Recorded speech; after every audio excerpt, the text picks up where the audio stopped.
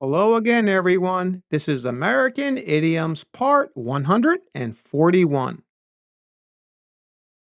This is Part 141 in my American Idiom series, and like the others, I'll present 5 idioms to you, numbered 701 to 705.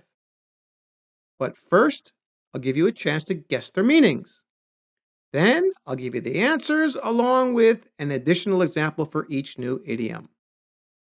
I also recommend that you pause the video at each question to give yourself some extra time to think of the answers.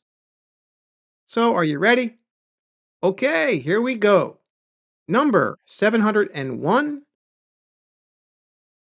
drag one's feet. And the example is last night, my son was dragging his feet to avoid doing his homework. So I made him do it before he went out with his friends. Can you guess the meaning?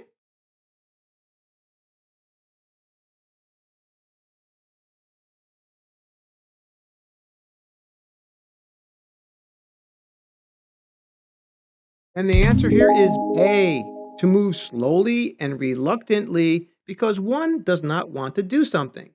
This is what it means if you're dragging your feet, not literally dragging your feet. It just means that you just don't want to do it. Like this person's son, he didn't want to do his homework. So his parent made him do it. They know you got to do it. All right. Because he was dragging his feet. Like our next example.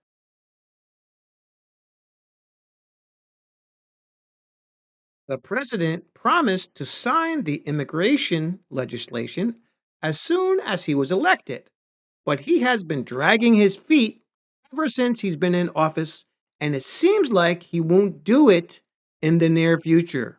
All right. In this case, the president, they promise things, right? We know this.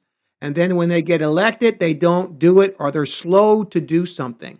Like in this case, the president is dragging his feet. He's reluctant to sign this bill, okay, or this legislation about immigration. This is how this is used.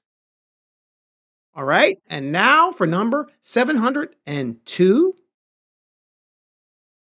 in the nick of time.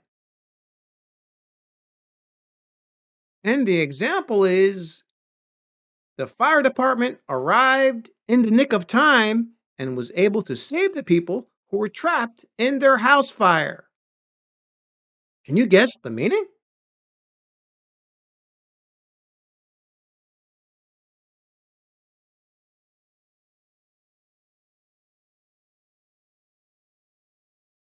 And the answer here is B, at the last moment or just before something happens.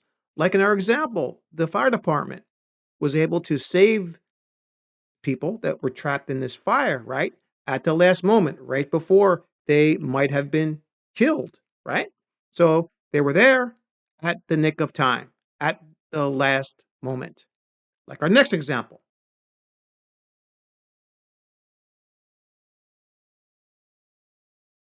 I made it to the airport in the nick of time because 5 minutes after I got on the plane, it took off, right? So this person got there at the last moment, right? Right before the plane took off. They were there in the nick of time. All right. And now for number 703,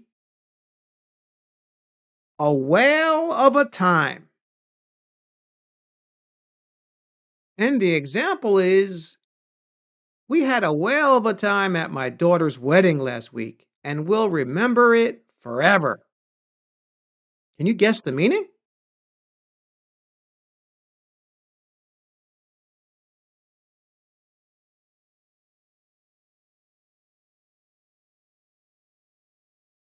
And the answer here is A, an exceptionally exciting or amusing experience. Like this person's daughter's wedding, right? They had a really good time.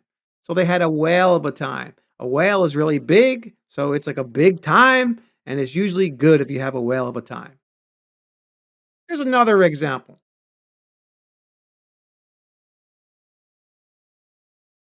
Every time I use a string to play with my cat, she has a whale of a time chasing it. Okay, if you have a cat, you know they love string. You play with a string, they go crazy, right? They have a whale of a time. They have a really exciting experience. Okay, now for number 704, a penny pincher. And the example is his rich aunt was such a penny pincher that she used to give him an eraser for his birthday. Can you guess the meaning?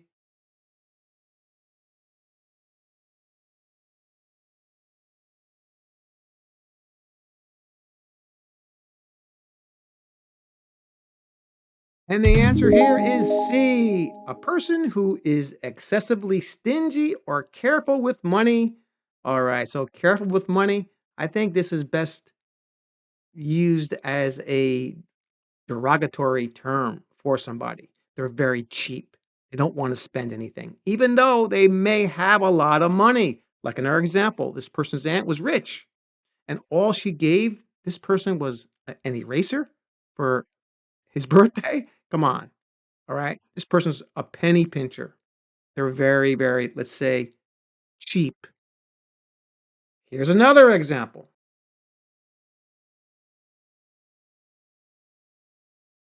My uncle was a penny pincher because he would never take us out to an expensive restaurant to eat. Instead, he would only take us to some cheap fast food restaurant. Okay, we have another penny pincher, right? Instead of bringing these people out to a nice place to eat, or let's say an expensive place to eat, he would only bring them to these fast food restaurants. Okay, because he was pinching pennies, as we say, like the other person. All right, now for our final idiom, number 705, sugarcoat something. And the example is there's no way to sugarcoat our company's financial problems. We are in serious trouble. Can you guess the meaning?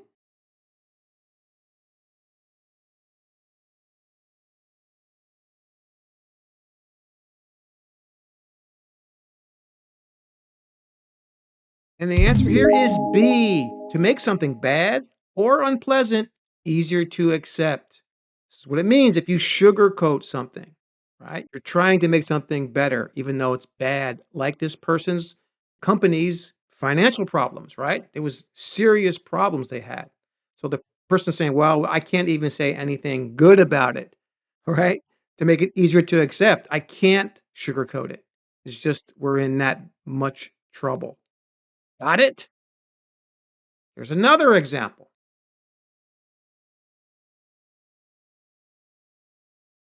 Doc, please don't sugarcoat it for me. Is my son going to survive the operation? Right? In this case, this person does not want any kind of a, let's say, sugarcoating of the reality. He wants the doctor to be honest with him. He doesn't want the doctor to sugarcoat it to make him feel better, right? He wants to know if his son is going to survive or not. He says, "Please don't sugarcoat it. Tell me everything, honestly." That's all for this video. Thanks again for subscribing, and please like and share the video to support the channel, and I'm not gonna sugarcoat it for you.